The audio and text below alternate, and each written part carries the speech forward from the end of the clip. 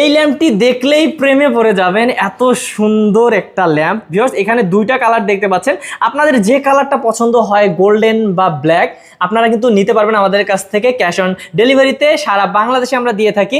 তো এই যে আর একটা ডিজাইন দেখতে পাচ্ছেন এটাও কিন্তু খুবই সুন্দর, আর এই ল্যাম্পগুলো কিন্তু সবগুলো মেটালের উপর করা, আর মেটাল হওয়াতে কিন্তু এগুলো অনেক অনেক বছর ইউজ করতে পারবেন, কোনো সমস্যা হবে না।